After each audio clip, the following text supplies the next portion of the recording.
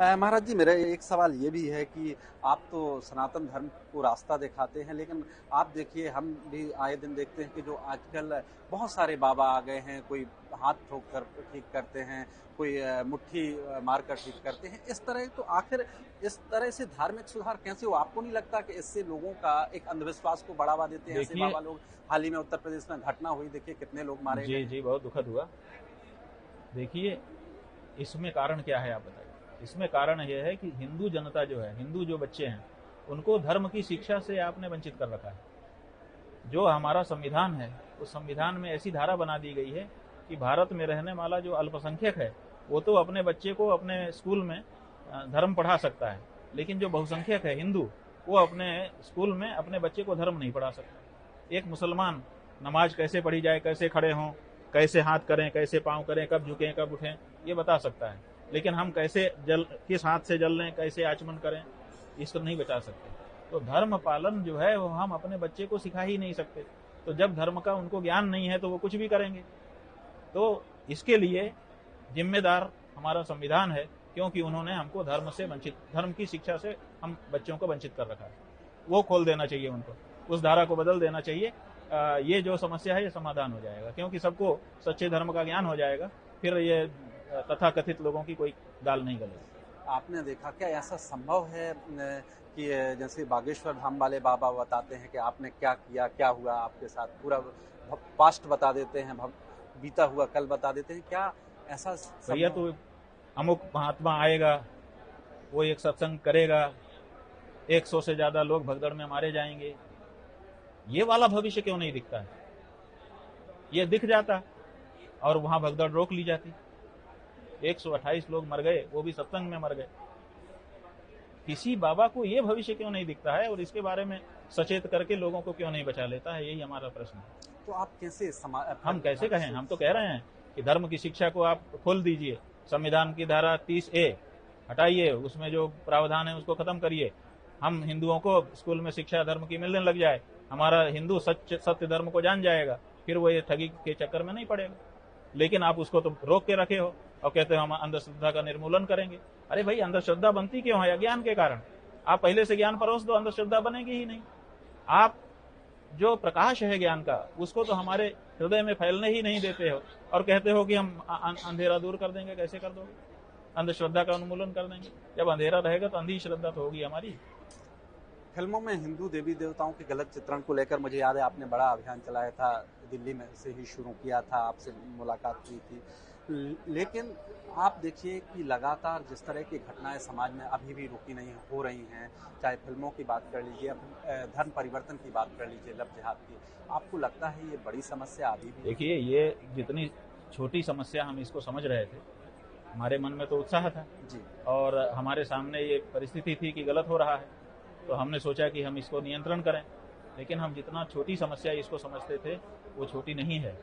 हमने 4 लोगों को मौका दिया कि भाई तुम हमारी तरफ से ये काम करो, और जो आगे बढ़ता था वही फिर शांत हो जाता था। ऐसा प्रभाव उनके ऊपर डाल दिया जा रहा है। तो ऐसी परिस्थिति में अभी हम उस मामले में ज़्यादा नहीं कर पाए, क्योंकि हमारी जो प्रवृत्ति है वो आगे बढ़ ही नहीं पा रही है, क्योंकि बड़ा बल उधर दिखाई दे रहा है। हमारे हर आदमी को पीछे कर दिया जा रहा है। तो इसका मतलब है कि बल बहुत तेजी से काम कर रहा है और उसके लिए और ज्यादा बल इकट्ठा करके तब हमको खड़ा होना पड़ेगा। तो हम अभी उसमें लगे हुए हैं। क्या लगता है कैसे धर्मांतरण को रोका जाए? भाई, हमने बताया, एक ही साधे सब सदे, सब साधे सब जाए। आप धर्म की शिक्षा को खोलिए, सबको धर्म की शिक्षा दीजिए कि तुम्हारा धर्म क्या है, तुम पढ़ो शास्त्रों को। और जैसे ही शास्त्र को पढ़ेगा उसके ज्ञान चक्षु खुल जाएंगे, वो किसी के बहकावे में नहीं आएगा। फिल्में बनना बंद हो जाएंगी, क्योंकि लोग देखना बंद कर देंगे, आधे से निकल के चले जाएंगे कि ये गलत दिखा रहे हो भाई, हम नहीं स्वीकार करते। लेकिन समस्या यही है कि आपने हमारी आंखों को बंद कर रखा है और कहते हैं कि बताओ क्या है पर्दे पर। हम कैसे बता सकते हैं? सच बताओ। हम सच कैसे बताएंगे? जो कान में सुनाई देगा वही बता देंगे। तो इसका एक ही उपाय है कि उस धारा को संविधान से साफ किया जाए जिस धारा में बहुसंख्यक हिंदुओं को स्कूलों में धर्म की शिक्षा से वंचित किया गया है। सामान्य नागरिक संहिता की भी खूब बात हो रही है, जनसंख्या नियंत्रण की भी खूब बात हो रही है, बड़े मुद्दे हैं देश के समक्ष, धर्म इससे अलग नहीं रह सकता है। आप किस तरह से? देखिए, हम तो ये कह रहे हैं कि समान नागरिक संहिता का मतलब क्या है? हिंदू को हिंदू रहने दिया जाएगा कि नहीं? मुसलमान को मुसलमान रहने दिया जाएगा कि नहीं? समानता के चक्कर में जैसे अगर कहें कि मनुष्य और बंदर को इकट्ठा करना है तो बंदर की पूंछ काट दो और जो मनुष्य है उसकी नाक काट दो, ये फिर दोनों समान हो जाएंगे, एक जैसा चेहरा दिखने लगेगा। ये तो कोई बात नहीं है ना।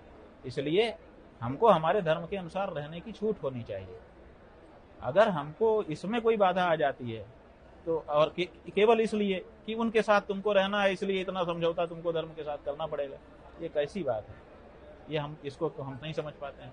इसलिए केवल अमुक के साथ रहने के लिए हमको अगर धर्म में समझौता करना पड़ेगा तो ये कहाँ तक उचित होगा, ये विचार करने की बात है। इसलिए हमको हमारे धर्म के पालन की छूट हो, बाकी आप देश में व्यवस्था बनाने के लिए जो राजनेता करना चाहें करें, हमें कोई आपत्ति नहीं। आपको लगता है जनसंख्या नियंत्रण के लिए सरकार को कानून? जनसंख्या के बारे में हमारा ये विचार है कि जनसंख्या खराब नहीं होती है।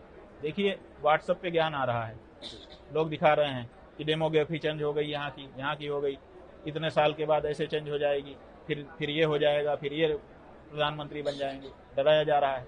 सवाल ये है, एक तरफ आप कहते हो कि जनसंख्या नियंत्रण करो, हम दो हमारे दो लागू कर दिया, सब हिंदुओं ने मान लिया, अब हिंदुओं के घरों में बच्चे ही नहीं रह गए और डेमोग्राफी चेंज हो रही है। आप हमारे बच्चों को क्यों रोक रहे हो? हमारे बच्चों का जो भी आपके घर में समृद्धि होती है उसका उपयोग करना आप सीखिए। आपके यहाँ अगर जनसंख्या ज्यादा हो रही है तो उसका पूरे विश्व में उपयोग है। बहुत से ऐसे देश हैं जहाँ अभी बिल्कुल आदमी नहीं है। ऑस्ट्रेलिया में ऐसी जगह है जहाँ खेत देखने के लिए हेलीकॉप्टर से जाना पड़ता है, क्योंकि इतना लंबा खेत है, उनके पास आदमी ही नहीं है। तो बहुत जगह पे अभी लोगों की जरूरत है। हमारे देश से जो पूर्व के देश हैं, कई देश एग्रीमेंट करके अंग्रेज ले गए कि चलो हमारे खेतों में मजदूर के लिए काम करना, गए, आज वहां पे अच्छी परिस्थिति में चले गए हैं। तो क्यों नहीं पूरे विश्व में भारत के लोगों को पहले 18 साल तक 20 साल तक पढ़ाओ लिखाओ, भारतीय संस्कृति सभ्यता उसके अंदर भरो और उसके बाद संस्कारित करके फिर भेज दो, जहाँ जाएगा वहीं सबके लिए अच्छा करेगा। नहीं, इसके पीछे ये कहा जाता है कि खास धर्म के लोगों की संख्या तेजी से, भाई खास धर्म के लोग जो है संख्या के महत्व को समझते हैं। वो संख्या के महत्व को समझते हैं कि जिसकी संख्या ज्यादा होगी वही राज करेगा। ये बात हमारे भी पूर्वज समझते थे, इसीलिए सतपुत्रवती भव, दूधो नहाओ पूतो फलो कहते थे। आपने वो हमारे पूर्वजों के आशीर्वाद को रोक दिया कि आप ये आशीर्वाद मत दीजिए, आप 2 से ज्यादा का आशीर्वाद ही मत दीजिए। अगर आप अपने चेले को आशीर्वाद देंगे कि 2 से ज्यादा बच्चा हो तो हम चुनाव में लड़ने में रोक लगा देंगे, हम प्रमोशन में रोक लगा देंगे, हम नौकरी में रोक लगा देंगे। आपने ऐसे कानून बना दिए कि जिसके ज्यादा बच्चे होंगे उसको ये होगा वो होगा, कई तरह के कानून बन गए। तो ये आपने हमारे आशीर्वाद को रोक दिए। हमारे पूर्वज तो जानते थे कि संख्या के बल का महत्व है, जितनी ज्यादा जिसकी संख्या होगी उतना ही वो सत्ता में भागीदारी करेगा और उतना ही उसका प्रभुत्व होगा। इस बात को आपने हमसे छीन लिया और वो जान रहे हैं और वो अपनी संख्या बढ़ाते चले जा रहे हैं। वो कह रहे हैं हमें नहीं करना सरकारी नौकरी, हमें नहीं चाहिए ये, हम संख्या बढ़ाएंगे, और बढ़ाते चले जा रहे हैं और आपको परिणाम भी संभावना तो दिखने ही लग गई है।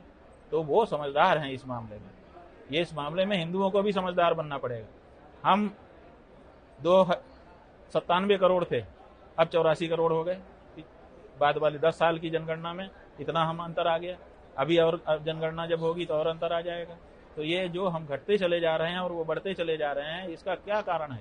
एक ही कारण है, जनसंख्या नियंत्रण, जनसंख्या विस्फोट का ये जो चोचला है। इसी चोचले के कारण तो ये समस्या आ रही है। नहीं तो हिंदू भी, हम लोग जो है, हम अपनी माँ के 14वें बच्चे हैं। अगर हमारी माँ ने हमारे दो अपना लिया होता तो हम होते। हमारे भगवान श्री कृष्ण 8वें संतान थे वसुदेव देवकी के, अगर उन्होंने हमारे दो अपना लिया होता तो होते। तो ऐसी परिस्थिति में आप इसमें क्यों नियंत्रण लगाते हो? हाँ, जो बच्चे हो जाते हैं उनको पढ़ाओ लिखाओ और उनको विश्व में योगदान करने के लिए भेजो। जगह जगह जरूरत है लोगों की, अच्छे लोगों की आवश्यकता है। आप संसाधन जो आपके पास है उसका उपयोग करना